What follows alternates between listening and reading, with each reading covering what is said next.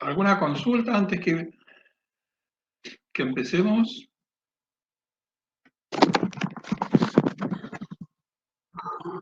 Mientras siguen entrando estudiantes, compañeros.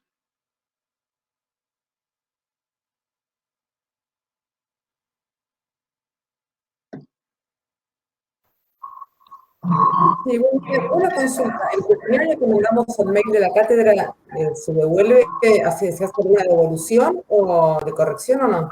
Sí, en general sí, salvo que esté bien, muy bien, y no, pero generalmente sí, igual hago la devolución. Creo que entraron algunos Gracias. el domingo que no llegué a revisar, pero me parece que el viernes contesté todos. Yo mandé el primero, lo mandé hasta el domingo de la semana pasada. ¿Y no recibiste ninguna? No. A ver.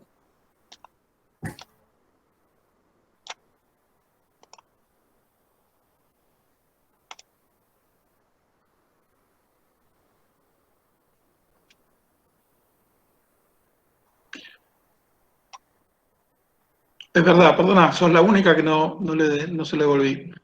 Me quedó. Ahora después en un rato te lo mando cuando terminamos, pues seguro ya lo tengo Bueno, corregido. no hay problema. Gracias Gracias. por avisar.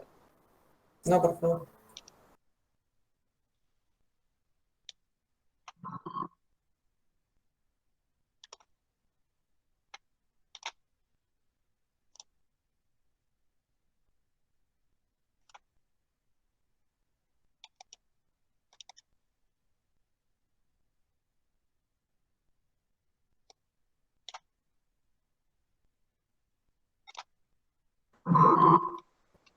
¿Anotamos en el chat los links para los presentes? Sí, por favor, pongan su presente en el chat. Ahora, más adelante, no hay apuro.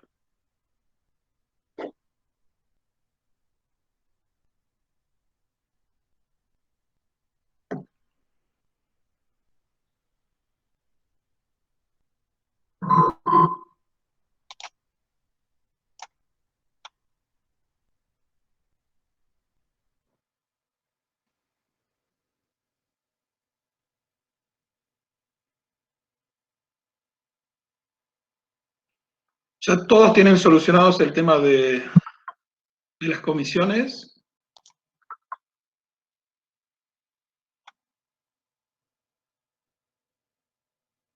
Les mandamos algún mail como para que se preocupen.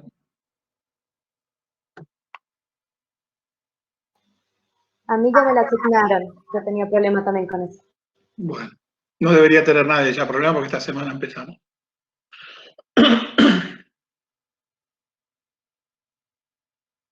No quería, y ya sabes, pues me mandaron un mail que era a la mañana, viernes a la mañana, y les dije que yo no podía. Y después me mandaron que fue un error. Sí, hubo un error con el SIU que mandó, en vez de mandar a la comisión, a un grupo de estudiantes, te mandó a todos. Claro, pero después otro más. Confirmaban ¿No, que no recibiste otro más? no. Bueno, entonces estás en la que vos pediste.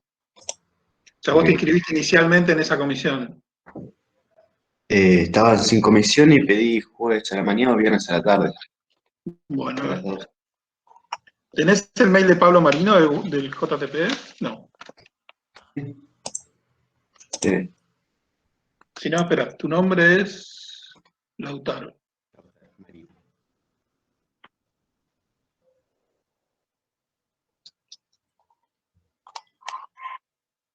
¿Y la comisión viernes a la mañana? No puedo. ¿Pero cuál la habías pedido? Viernes a la tarde o jueves a la mañana, cualquiera de las dos. Ah, ¿pero cuál preferís? ¿La primera opción? Viernes a la mañana, viernes a la tarde. Perdón. Viernes tarde. Bueno, hoy te confirmamos. Bueno, dale. Seguramente estás en la que pediste, pero no te lo puedo asegurar ahora. Bueno, está bien.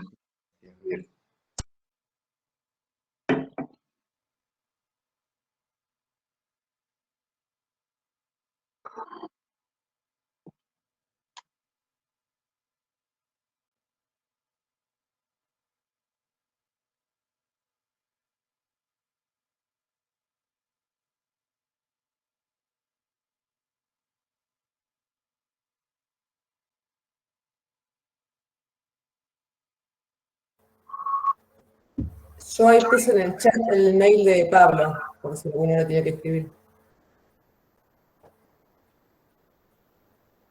Listo. Igual ahí le estoy mandando un mensaje a Pablo a ver que sí. No sé si va a estar disponible para contestarme, pero bueno. ¿Ninguna consulta, ninguna duda? Empiezo a compartir pantalla.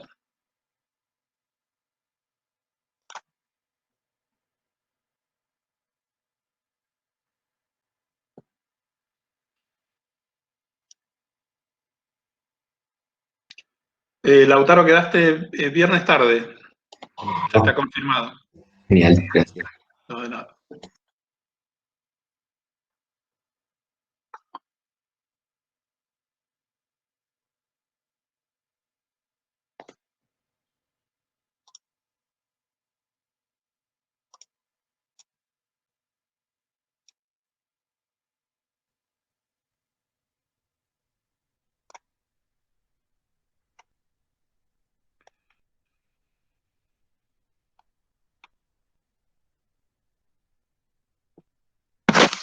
Bueno, ¿se está viendo mi pantalla?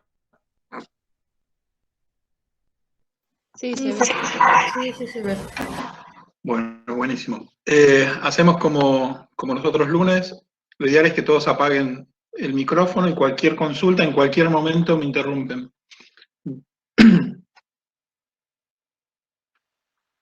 Bueno, vamos a hablar de los dos fila que siempre están asociados con artrópodos, que son tardígrados y onicóforos. Como ya dijimos en las otras clases, cualquiera sea la hipótesis filogenética en la que tratemos de ver las relaciones de parentesco de los artrópodos, siempre los tardígrados y los onicóforos están ahí al ladito como bastante fieles.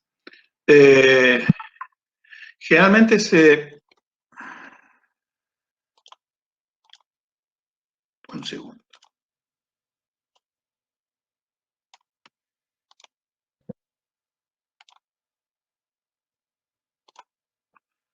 Generalmente se los reconoce como paraartrópodos, sin especificar ningún tipo de relación filogenética. Cuando hablamos de paraartrópodos estamos hablando de onicóforos y tardígrados, sin decir nada acerca de las relaciones de parentesco. Cuando hablamos de panartrópoda, en realidad estamos hablando de un clado que conforman los tres: artrópoda, tardígrados y onicóforos. A veces se los propone como un superfilum, pero más allá de eso, estamos hablando de que se consideran como un grupo monofilético, que es, como decíamos recién, es válido tanto para dentro de Articulata como dentro de Crysozoa. Las relaciones internas entre los tres, dentro de Panartrópoda, son variables y vamos a ver que están todas las opciones abiertas, ¿sí? Tactópoda para unir artrópodos y tardígrados y que el grupo hermano dentro de los panartrópodas sea onicófora, logopodia, conformando un grupo onicófora más tardígrada como grupo hermano de artrópoda, y antenópoda, artrópoda más onicófora, y tardígrada queda por fuera. En muchos textos van a encontrar que cuando hablan de panartrópodos, o cuando hablan de onicóforos y tardígrados en relación a los artrópodos, les van a estar diciendo a los artrópodos como euartrópoda, como verdaderos artrópodos. La verdad que esto no es incorrecto porque no hay reglas de prioridad y de nomenclatura para este nivel de la clasificación, pero la verdad que es bastante innecesario, ¿sí? Los artrópodos son artrópodos y obviamente son verdaderos artrópodos. Los otros serían falsos artrópodos, cosa que no tiene mucho sentido ni siquiera de plantear. Esto de euartrópodos, verdaderos artrópodos, viene de es como una rémora que tenemos desde el paradigma de Articulata, que tenía que ver con el proceso de artropodización, ¿sí? que era ese proceso que generaba un artrópodo a partir de un anélido. Bueno, prefiero que evitemos estos términos, ¿sí? Artrópoda, artropodización, no son muy, muy convenientes.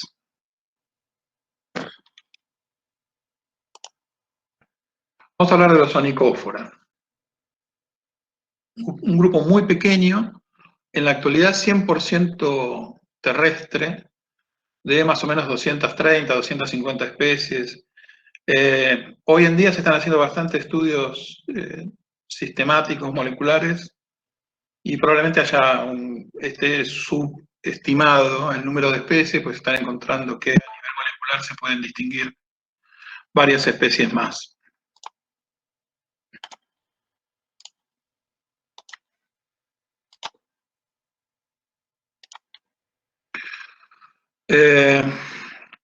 Se considera que los onychóforos se originaron probablemente o se separaron de la rama que dio lugar a los artrópodos dentro de lo que son los panartrópoda en el precámbrico. Tanto onychóforos como tardígrados probablemente se habrían originado en el precámbrico. No hay mucha certeza sobre esto, no hay mucho consenso.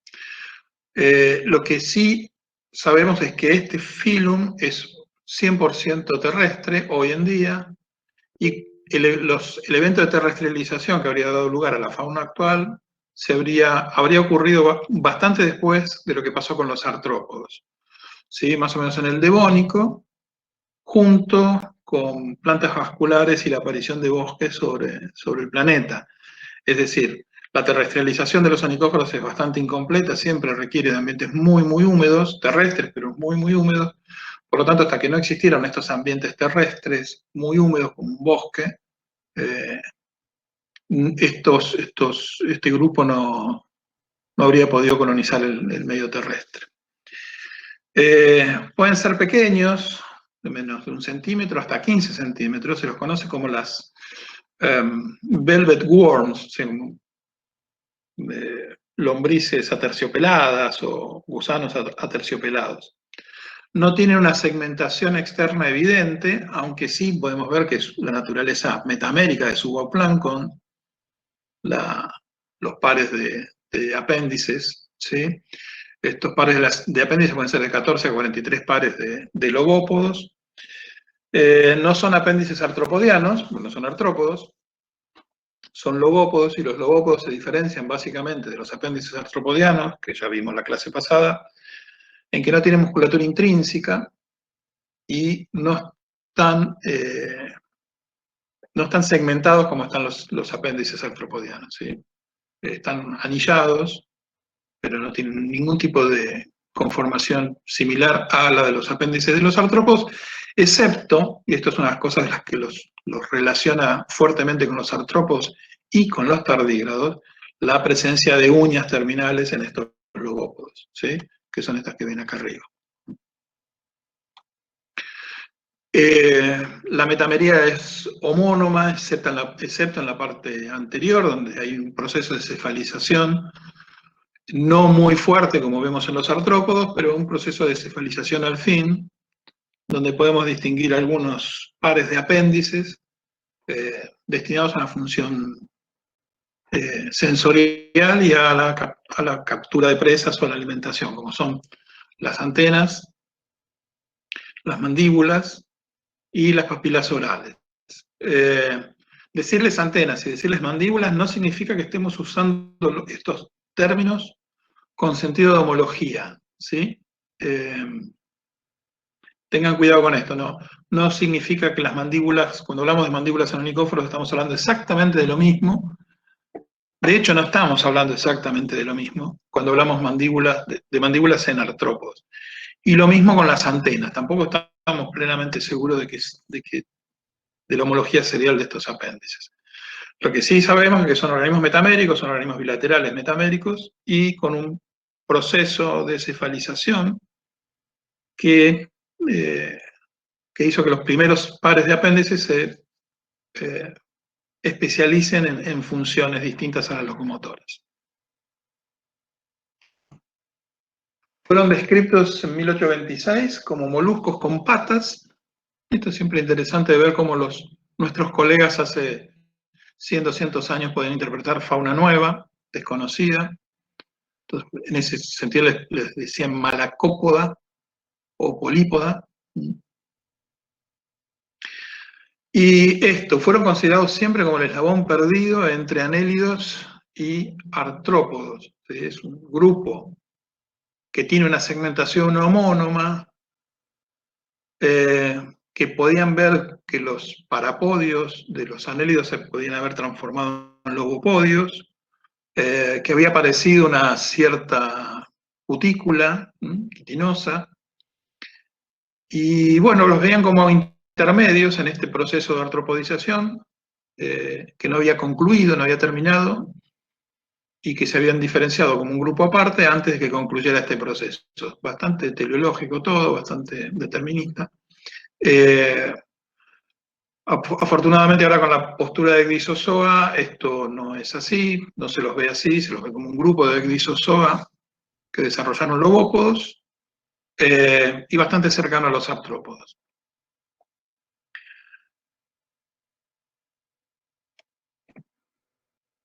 Tiene, como decíamos, la cutícula quitinosa, no está calcificada, es muy permeable.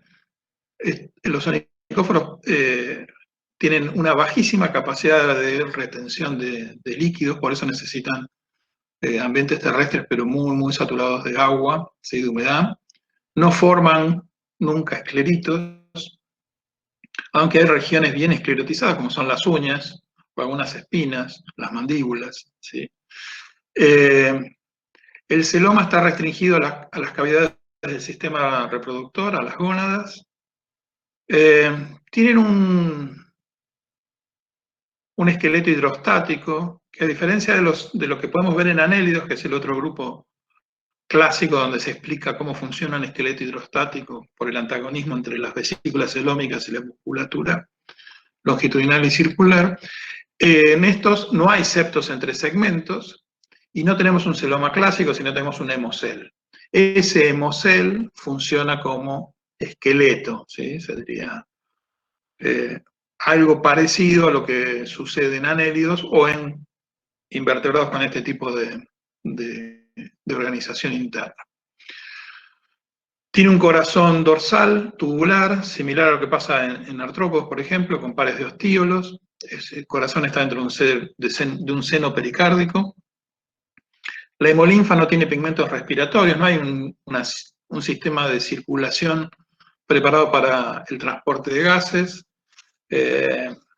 Los onicóforos tienen sistema traqueal de respiración. Tampoco estoy usando con sentido de homología el término tráquea, no tiene nada que ver. Y además, en los onicóforos, estas invaginaciones a modo de tráqueas son muy cortas, salen de muchos lugares en el cuerpo, poros múltiples, y estos poros no tienen sistema de cierre, y insisto, las tráqueas son muy cortas y están oxigenando las cercanías de donde llegan. Entonces, hay muchos lugares donde hay tráqueas. No tienen nada que ver con las tráqueas de los artrópodos. Vamos a ver que dentro de los artrópodos también el término tráquea no lo usamos con sentido de homología porque ha aparecido varias veces este tipo de órgano respiratorio. Pero como el circulatorio no participa en el transporte de gases, no tenemos pigmentos respiratorios en la hemolinfa. Tenemos un sistema de canales hemales subcutáneos debajo de los que vemos los anillos, ¿sí? Lo ven aquí. Estos son los canales hemales que en teoría sirven para la locomoción también, ¿sí? Tienen metanefridios ciliados, un par por segmento. Los conductos reproductores también son ciliados, tienen musculatura lisa y estriada, y este esqueleto hidrostático que hablábamos hoy.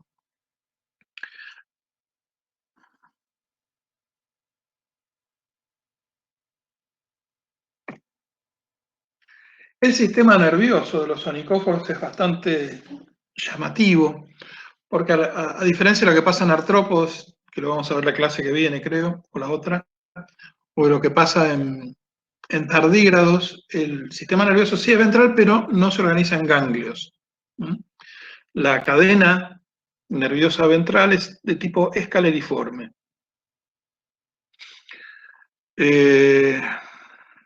Sí hay un par de ganglios en la región anterior que representan lo que se denomina cerebro. Los onicóforos no tienen una segmentación evidente, por más que tienen una organización del cuerpo metamérica. Lo que vemos como segmentación o anillado en el cuerpo tiene que ver con estos canales emales subcutáneos que describíamos recién, pero no hay una relación entre el número de anillos y segmentos. Tenemos algunos órganos o algunas estructuras que sí tienen presentación metamérica, como los lobópodos, como los metanefridios, pero no hay una segmentación evidente. Tienen algunos, en este proceso de cefalización hay bastantes órganos sensoriales, tenemos un par de ojos bastante complejos, ¿sí? Con córnea, con una lente, con pigmento, una retina, un retoma, bastante bien desarrollados. Tienen un par de antenas y tienen pelos, setas, lo van a encontrar como espinas sensoriales, ¿sí? Cuando veamos los pelos, las setas artropodianas, vamos a ver que no tienen nada que ver una cosa con la otra, pero se los describe de la misma manera. Son dioicos, hay una sola especie que se conoce como hermafrodita. En general los onicóforos son muy poco abundantes, muy crípticos, viven debajo de la hojarasca, dentro de madera caída en el suelo. Entonces no son muy abundantes, o sea, no se conocen muy bien aspectos biológicos de todas las especies. Pero sí se ha registrado hasta ahora una sola especie hermafrodita. El reproductor tiene un par de las hembras, tiene un par de ovarios que se fusionan. Los gonoductos también se fusionan y dan lugar a un útero. Los machos tienen un par de testículos que no se fusionan. Los machos producen espermatóforos de aproximadamente 1 milímetro. Estos espermatóforos son como pegados en las hembras en distintos lugares. Se ha mencionado que hay algunas cópulas, o se han observado algunas cópulas, pero no está muy bien descrito cuál es ese comportamiento. Lo que sí está descrito es que en la mayoría de las especies donde se estudió, hay células debajo del tegumento en las hembras que detectan el lugar donde están los espermatóforos, o la piel, o el tegumento detecta dónde están los espermatóforos y se agrupan algunos amebocitos por debajo, y estos amebocitos permiten la penetración del esperma que va al hemocel y va circulando por el hemocel hasta que llega hasta los ovarios, y ahí es donde se produce la fecundación. Hay especies ovíparas, ovovivíparas y vivíparas. Y en los machos hay glándulas crurales que desembocan ahí en los lobopodios, cerca de la base donde están las uñas. Y se ha demostrado que la producción de estas glándulas crurales funciona como feromonas. De nuevo, como son bichos que son poco abundantes y viven en ambientes bastante amplios, usan este método para poder encontrarse los sexos para la reproducción. Estas glándulas tienen una papila versible,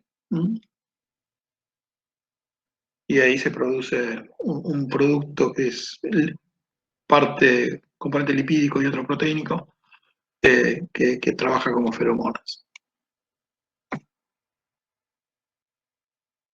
Son 100% depredadores.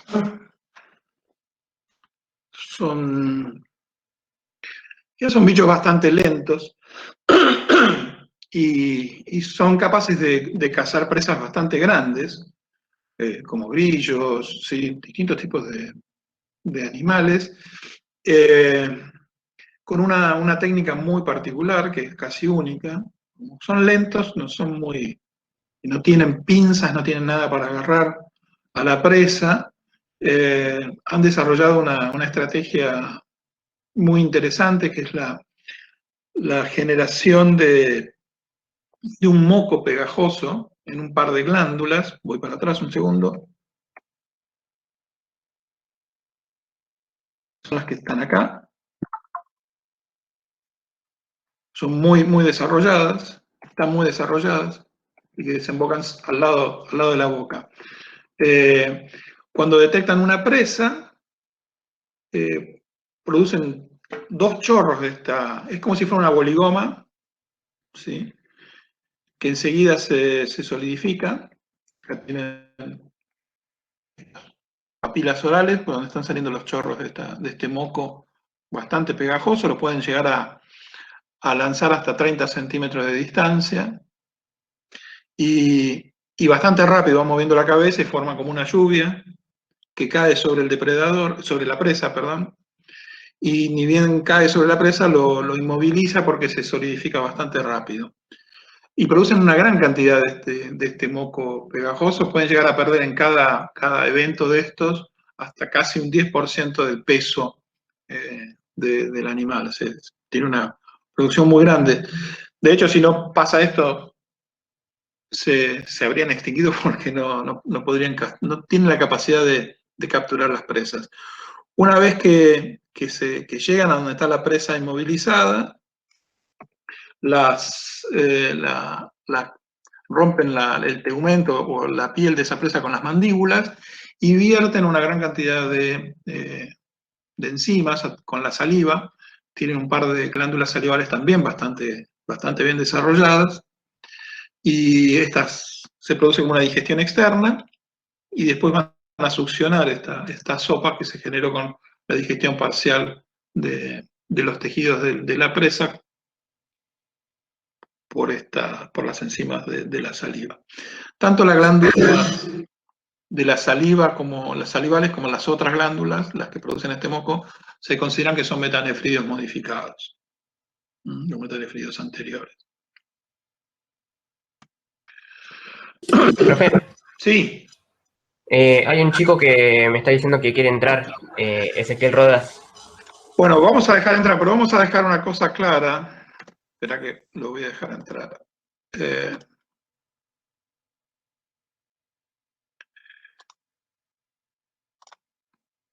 Pasado determinado tiempo, no voy a dejar entrar a nadie más porque yo tengo que interrumpir la clase, tengo que sacar la pantalla, volver a poner la pantalla.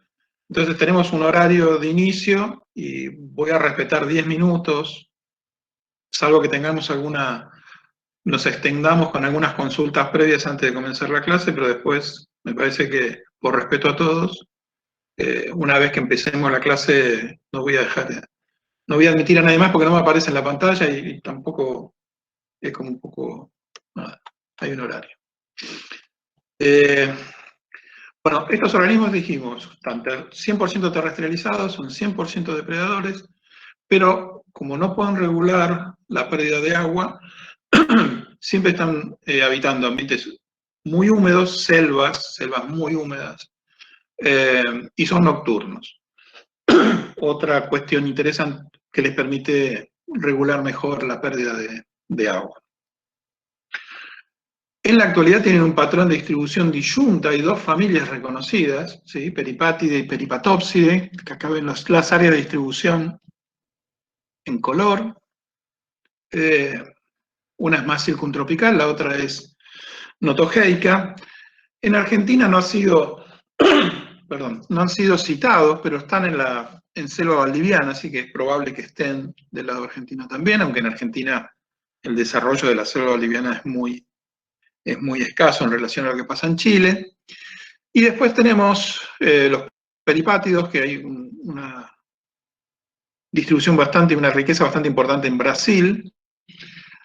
Podría llegar en algún momento a encontrarse algo en el norte de Argentina, en Yungas quizás, o en selva misionera, pero bueno, son expresiones de deseo más que realidades.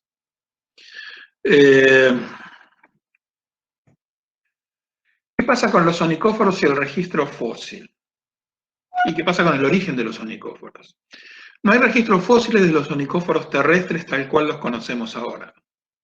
Lo que sí hay registro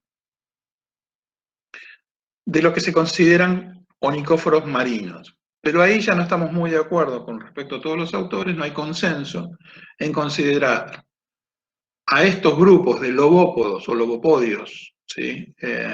Organismos con lobópodos marinos, fósiles, como pertenecientes realmente al filum onicófora. Hay dos que son muy famosos, Aiyaeia y Alucigenia, que son interpretados por muchos autores como onicóforos, ¿sí? Del Cámbrico. Pero bueno, hay dudas sobre esto. Creo que la posición más correcta es decir, a lo que más se parecen estos dos grupos, estos dos fósiles en la actualidad es a onicóforos. Esto no quiere decir que no haya habido organismos con lobópodos marinos muy parecidos en su bauplan a los onicóforos actuales, que haya habido más de un grupo, ¿sí? Pero no necesariamente tenemos que agruparlos todos dentro de onicóforos. Entonces queda ahí abierta la asignación de estos fósiles al filum onicófora. Van a encontrar autores de un lado y del otro. Bueno, tardígrados. El otro filum que conforma los Panartrópoda. Fueron descritos antes, 1773. Se conocen muchas más especies que de onicóforos.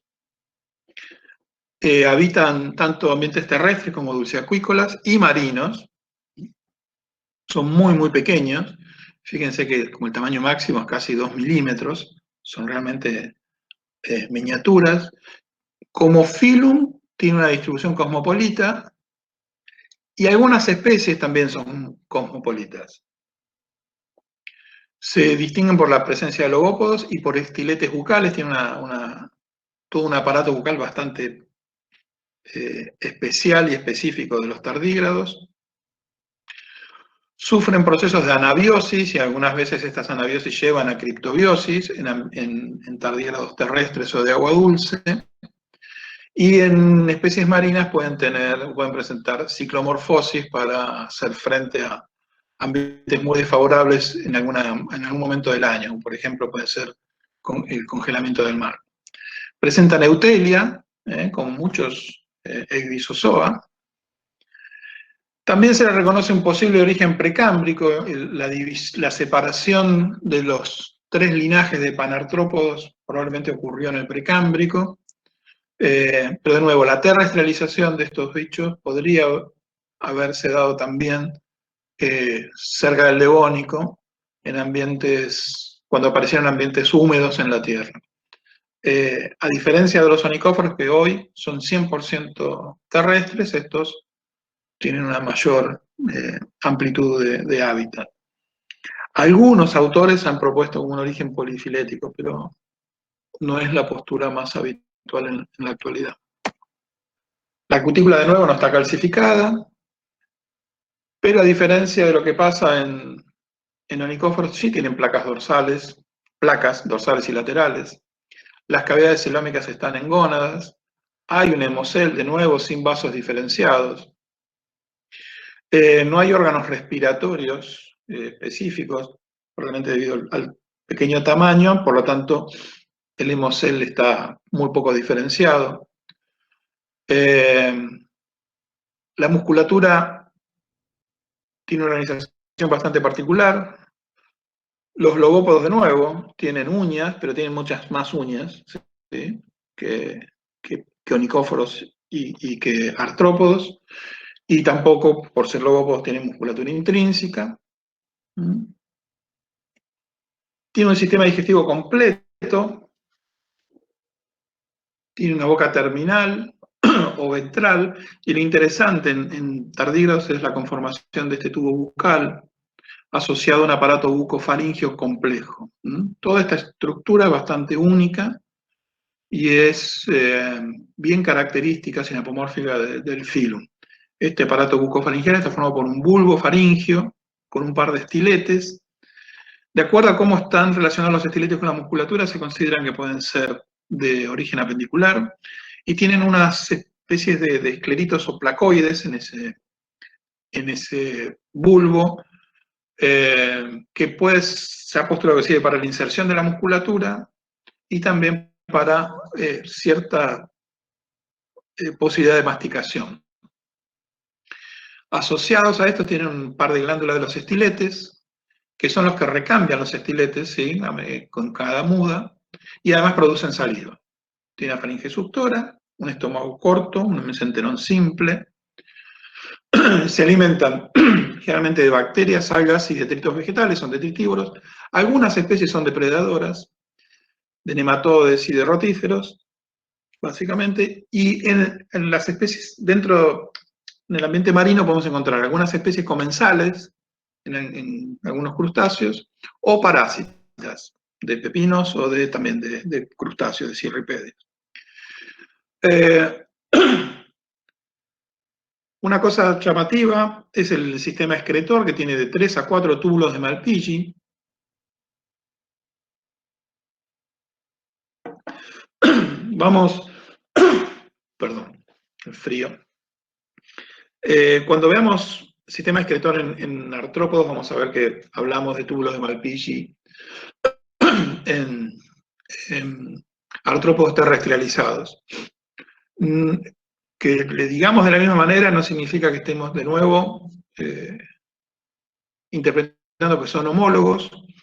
Recuerden siempre que todos los órganos que tienen que ver con la terrestrialización, tráqueas, túbulos de Malpighi, varias cosas que tienen que ver con la terrestrialización en artrópodos y también ahora en tardígrados o en panartrópodos en general, necesariamente tienen que ser considerados como convergencias, porque las terrestrializaciones sucedieron independientemente en todos los grupos. Incluso dentro de artrópodos podemos llegar a contar hasta 7 eventos de terrestrialización. Es decir, que no son estructuras homólogas en todos los grupos. Por lo tanto, cuando usamos tráquea, el término tráquea, cuando usamos el término túbulo de Malpighi, tenemos que tener bien en claro esto. Sí se llaman de la misma manera porque son tubos ciegos que desembocan en el digestivo, generalmente entre el mesenterón y el proctodeo, o sea, entre la parte media del digestivo de origen endodérmico y la parte posterior del digestivo que es de origen ectodérmico. En ese límite se abren los túbulos de Malpighi y tienen, en principio, siempre se considera una función excretora. Como están libres en el hemocel, tienen la capacidad de estar filtrando, un filtrado primario ahí, y luego en el digestivo o en la base de los túbulos de Malpighi se produce un filtrado secundario y ahí se produce la orina final. Este sistema más complejo, en relación a un metanefridio, les permite mayores oportunidades de reabsorción de agua, y por eso se los asocia con ambientes terrestres. ¿Sí? Entonces, la función posible de los túbulos de Malpighi, sea en el caso que sea, es la de excreción y osmorregulación. El sistema nervioso es bastante similar a lo que vamos a ver en artrópodos. Está formado por 5 pares de ganglios, uno dorsal al digestivo, que es el que se denomina cerebro, y 4 ventrales. Los órganos sensoriales no están tan bien desarrollados como en onicóforos. Recuerden que estos bichos son muy pequeños, son casi miniaturas. Hay órganos fotorreceptores no cuticulares asociados íntimamente al primer par de ganglios nerviosos, pero que están ausentes en muchas especies. No hay antenas, ¿sí? Pero sí hay campos sensoriales o sensitivos en la cabeza, alrededor del cono bucal, y hay como una especie de setas especiales, son cirros filamentosos, y que tienen función sensorial. De nuevo, tanto en onicóforos como en tardígrados no hay un proceso de cefalización muy marcado, pero en tardígrados, por ser tan pequeños, no hay un desarrollo de sistema sensorial con órganos o con apéndices muy específicos. Lo que sí, el sistema nervioso es ganglionar. Lo mismo, igualito que pasa en artrópodos, a diferencia de lo que pasa en onicóforos, que era escaleriforme. Tenemos una gónada impar dorsal al digestivo, un gonoporo anterior anano, o que se juntan y forman una cloaca. Los marinos son dioicos, terrestres y dulciacuícolas pueden ser hermafroditas y partenogenéticos. Fecundación interna y directa, puede ser por inseminación cloacal, penetración cuticular o depósito de esperma debajo de la cutícula. Los huevos pueden ser dejados libres o pueden quedar dentro de la exuvia de la madre una vez que muda. El desarrollo es directo, epimórfico. Se los clasifican en dos grupos, los eu y los heterotardígrada. Los eutardígrada presentan cutículas sin ornamentación, las uñas son dobles, y los heterotardígrada tienen una evidencia de segmentación en la cutícula, tienen ornamentación cuticular variable, las uñas son simples. Los eutardígrados son básicamente marinos, los heterotardígrados tienen un grupo de especies terrestres y de agua dulce. Algunos autores propusieron un tercer grupo, los mesotardígrada, pero esto está muy en discusión, por una sola especie en Japón de aguas termales que no se volvió a encontrar, y probablemente sea un nombre, una cuestión de una mala descripción. Si la descripción fue correcta, posiblemente pertenecerían a un tercer grupo. Pero como no se volvió a encontrar, hay bastantes dudas. Tenemos un poco los grupos.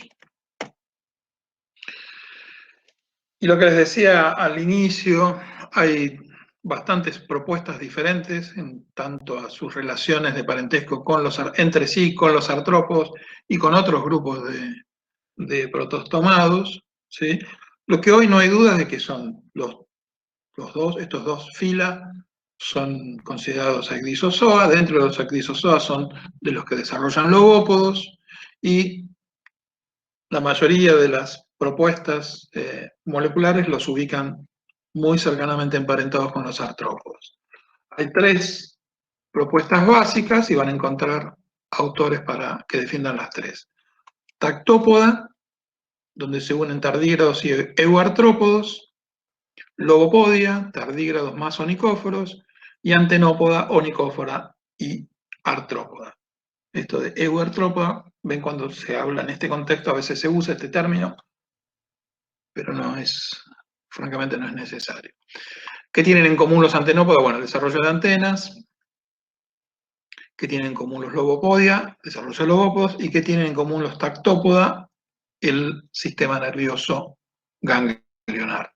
Básicamente son las tres características que pueden usar para acordarse de la base de estas tres propuestas.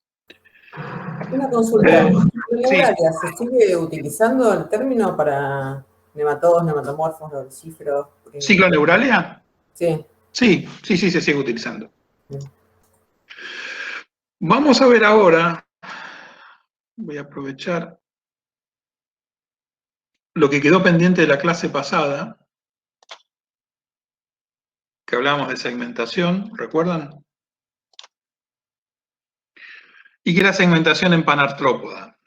Y cómo podemos ver, qué evidencias tenemos de segmentación en panartrópoda, específicamente hoy en onicóforos y en tardígrados.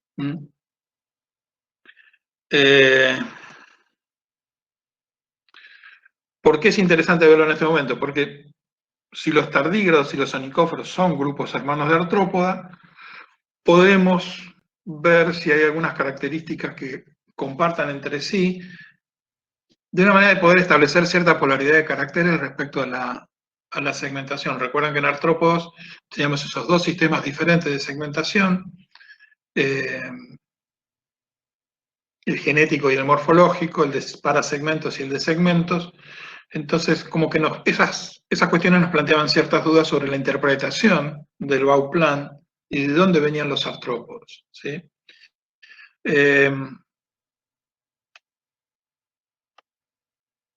No es fácil comparar la segmentación de onicóforos, tardígrados y artrópodos, por un lado porque los onicóforos no presentan una segmentación clara externa, se perdió esa segmentación, más allá de que sí sabemos que son metaméricos, es la segmentación externa y los límites entre los segmentos se perdieron.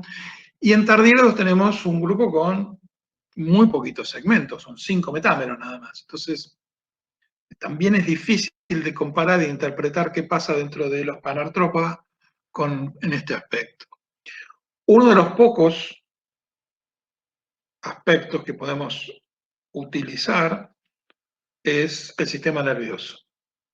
Y esto básicamente entre tardígrados y artrópodos, porque onicóforos tiene, según vimos hace un ratito, tiene un sistema escaleriforme. Sin embargo, los onicóforos anteriormente tienen un par de ganglios bien desarrollados que se les llama cerebro y podemos ponernos a ver qué pasa ahí y poder tratar de sacar alguna conclusión dentro del Bauplan del sistema nervioso de los 3 filas. Vayamos por grupo. ¿Qué pasa en tardígrados? ¿Hay evidencia de segmentación? Sí, hay mucha evidencia de segmentación. No nos podemos fijar en los nefridios porque se pierden los nefridios debido probablemente a la miniaturización. Tenemos túbulos de Malpighi en los que están terrestrializados. Evidencia de segmentación en la cutícula de heterotardígrados, placas cirros. Tenemos el sistema muscular dividido en un componente dorsal muy variable de acuerdo a la presencia de placas, lateral y ventral asociado a los apéndices. El ventral, el paquete de musculatura ventral es el que se mantiene más conservado y tiene características o presentaría características metaméricas. De acuerdo a la musculatura, como dijimos antes, los estiletes serían de origen apendicular. De todas maneras, el sistema muscular en tardígrados es tan particular que no permite homologar segmentos con otros grupos. Tenemos los apéndices, tanto los lobópodos como los estiletes, y el sistema nervioso. Estas dos cosas son las que podemos observar como para comparar con los otros grupos. El sistema nervioso en tardígrado, entonces, de nuevo, es ganglionar, tiene un par de ganglios por metámero, el primero es dorsal, y después tiene los 4 ventrales asociados, ¿sí?, a los lobópodos. Bien clásico de lo que pasa lo que vamos a ver que pasa en un artrópodo. Este sistema nervioso presenta organización parasegmental, como vimos que en los artrópodos también había, que era el único sistema del cuerpo que mantenía esa organización parasegmental, que estaba marcada por ese primer tipo de segmentación. No presentan ganglio subesofagial. Esto es lógico. En los artrópodos sí tienen un ganglio subesofagial, que es por la fusión de los ganglios asociados a los apéndices bucales, mandibulados por lo menos, del segmento mandibular, el maxilar 1 y el maxilar 2. Esto obviamente no pasa en onicóforos, en tardígrados, porque si pasara, habría representado todo esto, ¿sí? Y no hay una tagmosis en sí, hay un proceso de cefalización, pero no hay proceso de tagmosis acá. Por lo tanto, no tenemos ganglio subesofagial cuando comparamos con los artrópodos. Tenemos el ganglio supraesofagial, o dorsal, o cerebro, y después los ganglios ventrales, normales. El primer par de ganglios, que le decimos cerebro, tiene una organización compleja. Sí. No entendí muy bien eso. ¿Podrías repetir cómo dijiste que había cefalización, pero No hay tagmosis. no hay tagmosis? Vale. Claro, acá no se producen tagmas, no hay no hay relación, no se asocian los segmentos para formar regiones del cuerpo. Primero tenemos 4 metámeros, 5 metámeros nada más. Por lo tanto, estos bichos son muy cortos, son muy pequeños y no hay un proceso de cefalización muy marcado. Esto determina que no podamos hablar de tagmosis ni en onicóforos ni en tardígrados, ¿sí? Por lo tanto, lo que pasa anteriormente respecto del nervioso, solamente podemos destacar como algo similar a lo que pasa en artrópodos, por lo menos similar hasta este nivel que estamos hablando hasta ahora, es el ganglio dorsal, que es similar en su posición al ganglio supraesofágico que vamos a estudiar un poquito más adelante en los artrópodos. Y que sería esto que está acá, bien dorsal. Ahora, este ganglio dorsal, este par de ganglios dorsales que forman lo que se denomina cerebro, tiene una estructura compleja,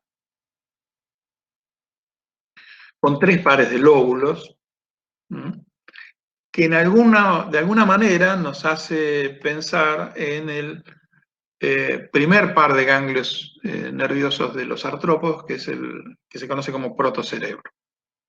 Este primer par de ganglios o cerebro en tardígrados inerva manchas oculares cuando están y los estiletes. Y existen distintas propuestas sobre su origen. O sea, ¿de dónde viene este par de ganglios? Si es una estructura compleja, mixta, o si es una estructura más simple. Entonces hay 3 hipótesis acerca de la conformación de este primer par de ganglios, el cerebro de los tardígrados. Hay 2 que se llaman tripartitas y hay una que se llama unipartita. Las tripartitas lo que postulan es que los lóbulos en que se divide este primer par de ganglios en tardígrados derivan cada uno de un segmento. Es decir, que esto que vemos adelante, voy para atrás, esto que vemos acá, estaría representando a 3 segmentos. Cada par de lóbulos, 1, 2 y 3, cada par de lóbulos estaría siendo aportado por un segmento diferente. Algunos autores sugieren que lo mismo sucede en el protocerebro de los artrópodos. Por lo tanto, algunos autores suponen que estos 3 segmentos que conformarían los lóbulos del primer par de ganglios que vemos en tardígrados, y que para algunos autores es lo mismo que pasa en el protocerebro de los artrópodos, corresponderían a los 3 primeros segmentos de los onicóforos. ¿Sí?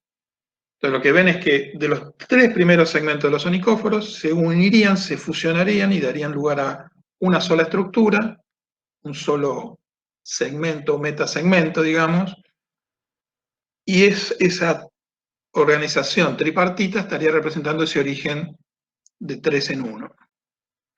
Esa es la hipótesis tripartita 1, donde considera que entonces los 3 lóbulos del cerebro de los tardígrados o del protocerebro de los artrópodos corresponden a los ganglios de 3 segmentos que serían o corresponderían a los 3 primeros segmentos de los onicóforos. La tripartita 2 dice que los lóbulos del primer par de ganglios de tardígrado derivan cada uno de un segmento, de nuevo, serían tripartitos. Pero estos segmentos corresponderían a los 3 primeros segmentos de onicóforos y de artrópodos. ¿Sí?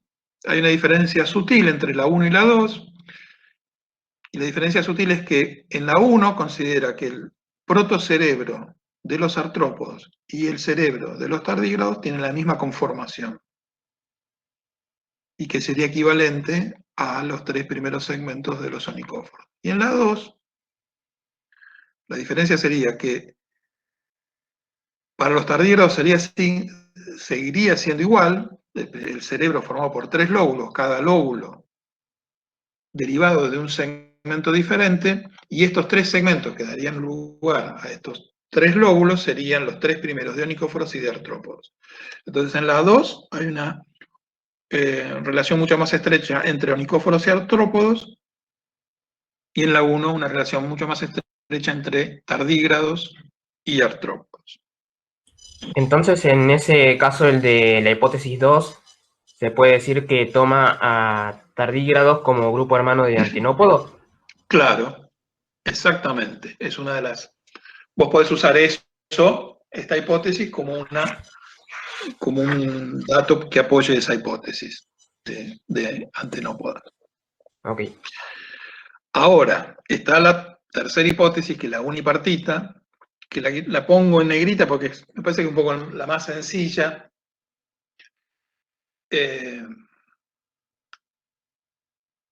y vamos a usar esta como para no confundirnos tanto, pero están las tres, ¿sí?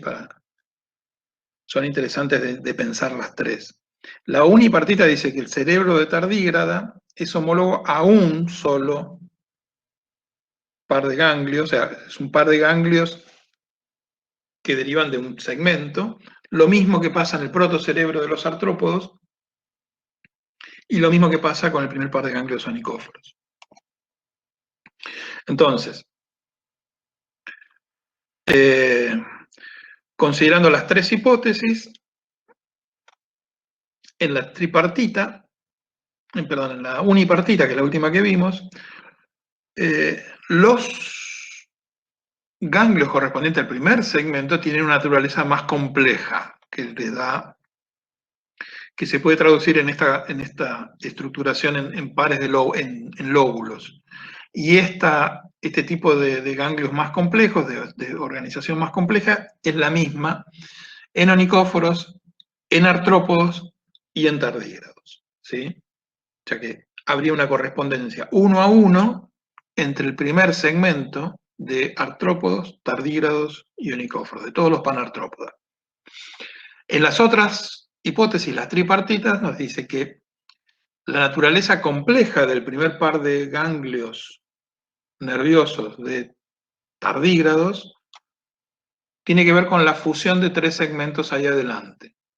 Esa fusión de tres segmentos ahí adelante sería lo mismo, según la hipótesis 1, en artrópodos, donde tenemos los tres lóbulos, que corresponderían cada uno a un segmento de los onicóforos, y en la 2, esta organización de los onicóforos sería la misma que la de los artrópodos, pero que en tardígrados se fusionaría en un solo par de ganglios. ¿Sí? Esas son las tres hipótesis principales sobre el origen de estos bichos respecto al sistema nervioso, que es una de las pocas cosas que podemos ver en relación a la segmentación. Después podemos encontrar algunas cosas más. Por ejemplo, ¿qué pasa con el sistema estomatogástrico? Es un sistema nervioso diferente al sistema nervioso central,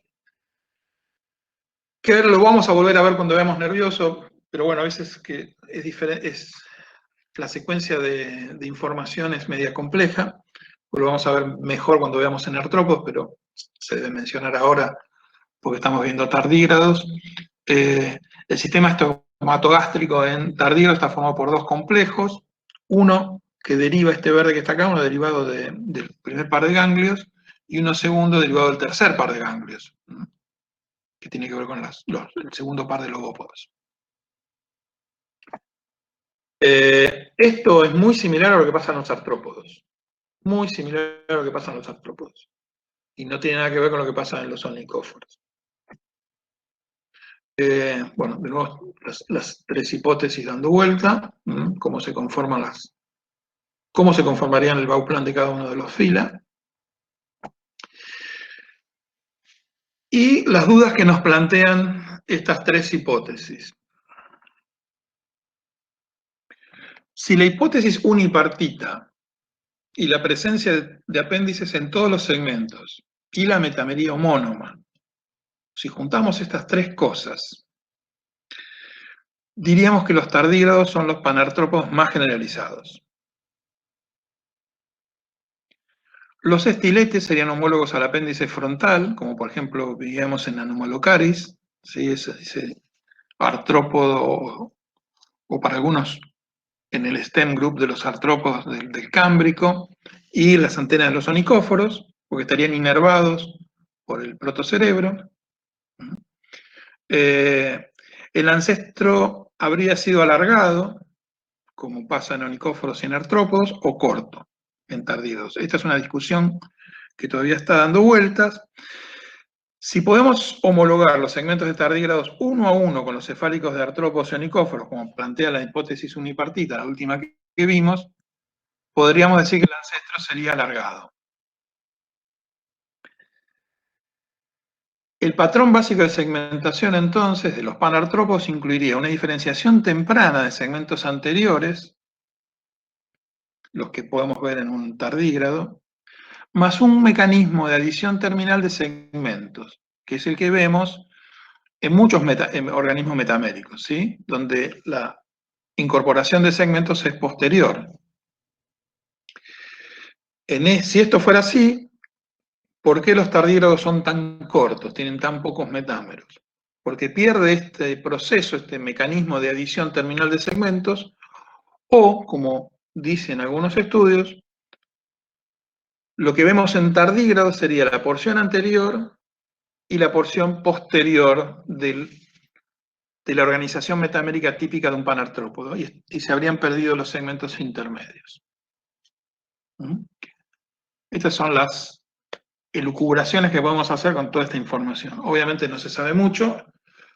Insisto, la separación entre estos tres filas que conforman los panartrópodos habría sido precámbrico, por lo tanto hay mucho tiempo para poder rastrear algunas características, por lo menos desde la morfología. Pero bueno, o los onicóforos y los artrópodos conforman, o lo que vemos como organización corporal es lo más parecido al ancestro común, o lo más parecido a ese ancestro común es un tardígrado que después se le incorporó un mecanismo de adición de segmentos posterior. Y en ese caso podríamos tener panartrópodos cada vez más largos, como vemos en onicóforos o como artrópodos. Entonces, ¿cuál modelo elegimos? Es cómo se van a establecer ciertas polaridades y cómo vamos a interpretar la evolución de los tres grupos. Muy bien.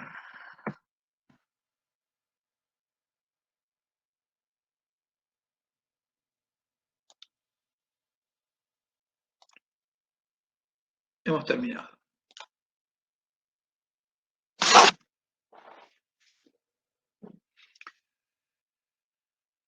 Bastante bien, con el tiempo. Quizás muchas de estas cosas les parezcan ciencia ficción.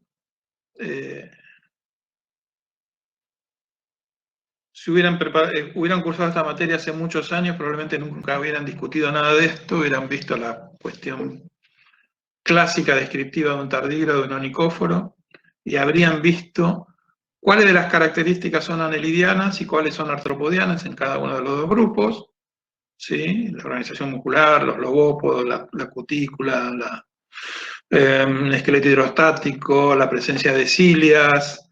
Pero bueno, hoy el contexto cambió radicalmente y ya no interpretamos más estas características de esa manera. Ya no vemos más, no hablamos más de proceso de artropodización. Por lo tanto, estos son filas absolutamente independientes y podemos establecer ciertas similitudes y ciertas características comunes para ver cómo fue la evolución de los artrópodos, que por eso nos interesa tanto a nosotros, ¿sí? No nos interesan tanto los onicóforos y los tardígrados per se, aunque son grupos muy interesantes, muy atractivos como para estudiar, y muy atractivos desde la zoología, pero desde los artrópodos lo que nos sirven es como, bueno, los parientes más cercanos para poder interpretar mejor las características que habría tenido el bauplan de los artrópodos basales, que es lo que no sabemos, cómo pudo haber sido ese artrópodo basal. ¿Alguna consulta? ¿Alguna cosa que no haya quedado clara?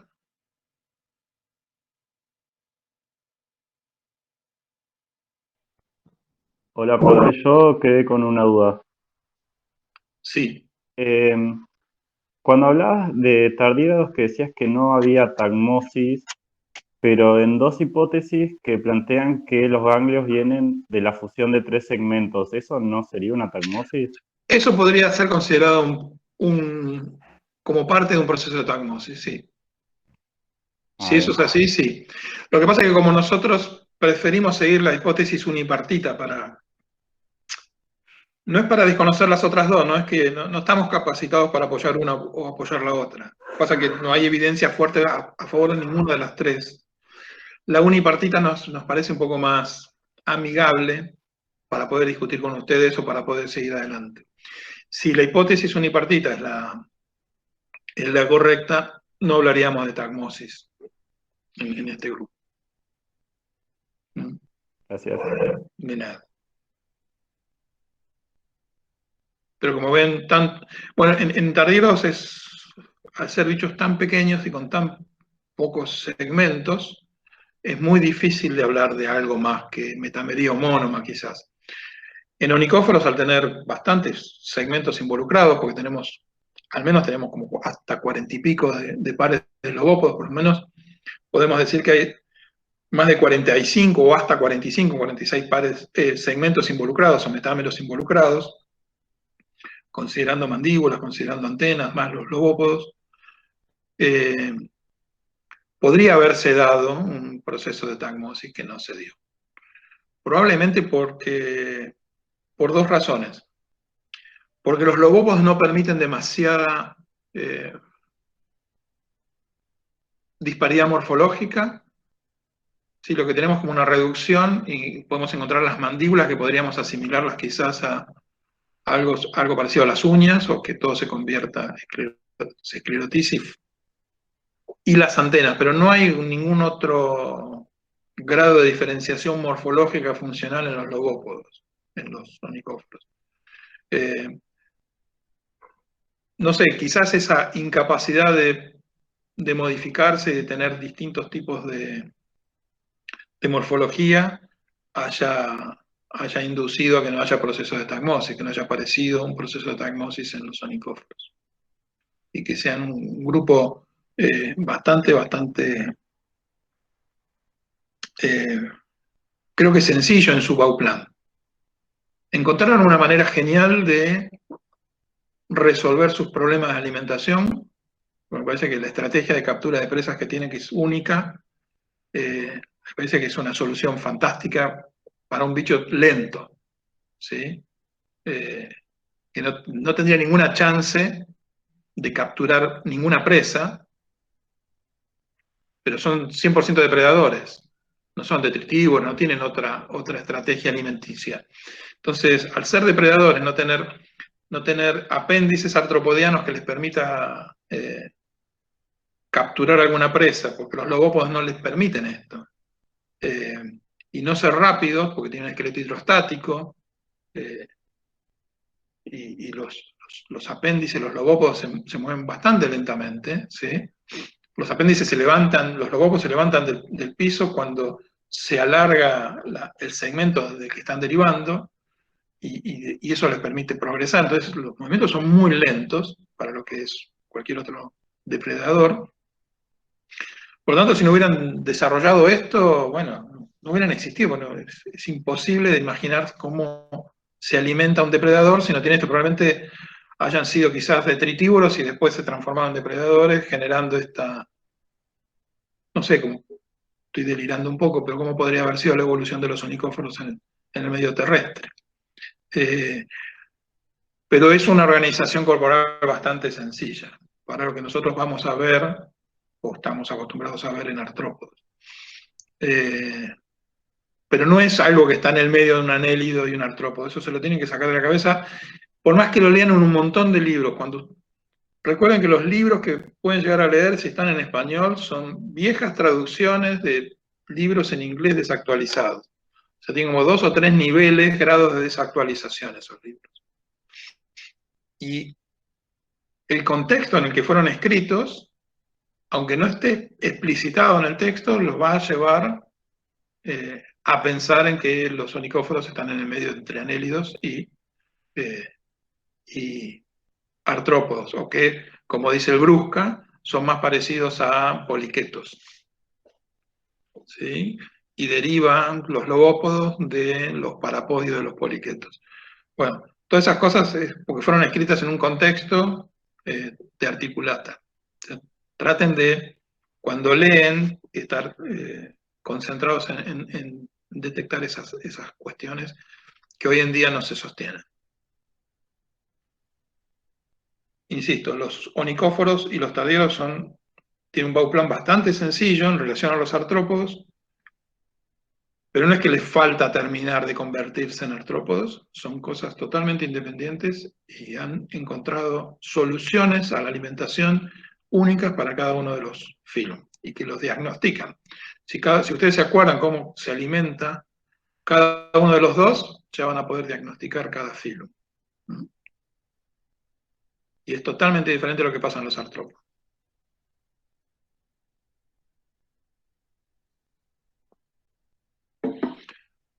Bueno, esto ya está disponible en el aula.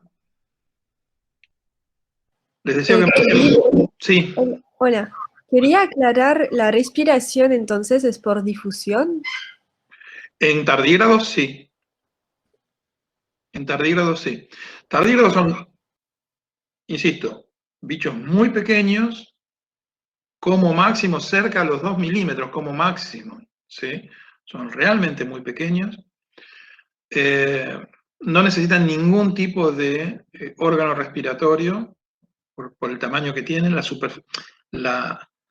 La relación entre superficie y volumen es absolutamente apta para una respiración tegumentaria. Y además viven siempre asociados a ambientes, o son acuáticos o son ambientes húmedos. ¿No? Cuando en los bichos dulceacuícolas o en bichos terrestres, cuando baja la humedad, entran en anabiosis, reducen el metabolismo, y cuando estas condiciones favorables son muy, muy severas, esa anabiosis se convierte en una criptobiosis. Y esto es muy típico de bichos con eutelia, como pasa en rotíferos también, y de bichos que viven asociados a la película de agua, donde la posibilidad de entrar en desecación es muy alta y bastante rápida. Entonces estos bichos responden rápidamente a esas condiciones desfavorables entrando en anabiosis o en criptobiosis, y después responden rápidamente cuando las condiciones de humedad se restablecen, ¿sí? En pocas horas. Se han encontrado tardígrados que han aguantado en forma de criptobiosis, donde en criptobiosis no se detecta ningún tipo de actividad metabólica, por más de 100 años. Sí, habían hecho estudios de que sobreviven a las condiciones en el espacio. Sí, sí, y los han mandado, creo que fueron los rusos, me parece, los mandaron a la Luna también. Ya estamos contaminando con exóticas en la Luna con tardígrados. Y los tardígrados se han usado como modelos de algunos organismos espaciales. No sé si vieron algunas series de ciencia ficción. Los tardígrados son motivo de bastantes discusiones, y algunos plantean dentro de muchas de las teorías conspirativas que va dando vuelta que los tardígrados serían extraterrestres, que habrían llegado con algún meteorito. Pero bueno, hay de todo. Pero son organismos muy, muy interesantes. En Argentina se han estudiado bastante los tardígrados. La doctora Claps, que creo que ya se jubiló, que trabajaba en el Instituto de Limnología, ha trabajado bastante con sistemática y taxonomía de tardígrados. Y cualquiera de ustedes puede ir a buscar un pedazo de musgo en la pared o en algún lado, en una corteza de árbol. Los pueden remojar, dejarlas un tiempo en agua, restituir ciertas condiciones de humedad, y al poco tiempo, a las pocas horas, pueden bajo lupa ver estos, ¿cómo se llaman? Los ositos de agua caminando en el musgo. Sí, son muy fáciles de encontrar, están en todos lados. Y esta capacidad de criptobiosis les ha permitido, y el tamaño tan mínimo, les ha permitido una capacidad de dispersión enorme que ha logrado que muchas especies sean cosmopolitas, no solamente el grupo, sino algunas especies son cosmopolitas, por esta gran capacidad de dispersión que tienen. Pequeños asociados al viento, a las patas de aves, pueden recorrer y pueden estar mucho tiempo en ese estado, así que ideal para dispersión. Bueno, muy bien. Me falta contestar algunos cuestionarios y enviárselos, y nada más. Les deseo mucha suerte con las cursadas. Les recomiendo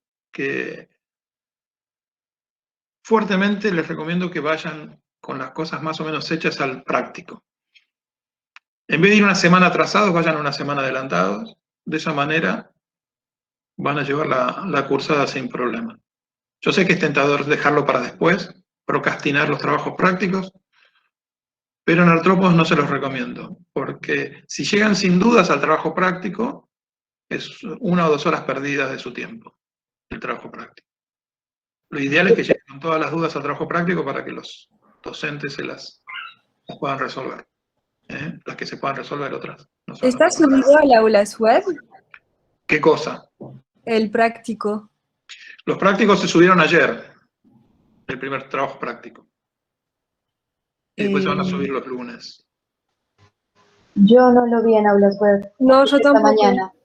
¿No? Me No, dijeron no que sé, no sé no dónde lo está. subí yo, pero me dijo la profesora adjunta Roxana que sí.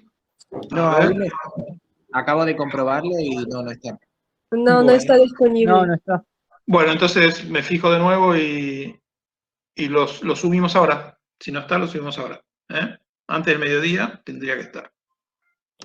Profe, Sí. una consulta. Ya sé que lo han dicho un par de veces, pero no me queda claro todavía hasta cuándo tenemos tiempo para rendir el final de Invertebrados 1 para poder hacer la promoción este La año. promoción de este año, Sí. mira, nosotros para la promoción es irregular. En primer lugar es irregular y la estamos decidiendo nosotros. Lo que hicimos el año pasado es esperar hasta el último final, hasta la última mesa, o la primera mesa después de las vacaciones de invierno de este año. Bien. Ustedes tendrían tiempo todo este año y hasta las vacaciones de invierno del año que viene. Ah, pensé que eran las vacaciones de invierno de este año. No. Para la promoción, para que nosotros les pasemos el final. Ustedes van a terminar la cursada, regular o promocional. Nosotros vamos a pasarle la cursada nada más. Ustedes pueden, los que hayan promocionado, se van a tener que presentar al final, se van a tener que inscribir, quiero decir, a la mesa de final, y a los que hayan promocionado y estén dentro de estos plazos, nosotros le vamos a pasar la nota de promoción como final. Ah, buenísimo. Porque la verdad pensé que era para rendir hasta hasta la mesa siguiente a las vacaciones de invierno de este año, para No. poder acceder al examen de promoción. No, los de este año son los del año pasado, en realidad. Ah, está perfecto. Lo que sí tienen que tener muy en claro es que los que estén condicionales para cursar artrópodos, no para la promoción, eso lo va a determinar la facultad. Hasta cuándo se les va a respetar la cursada, porque eso ya no depende de nosotros.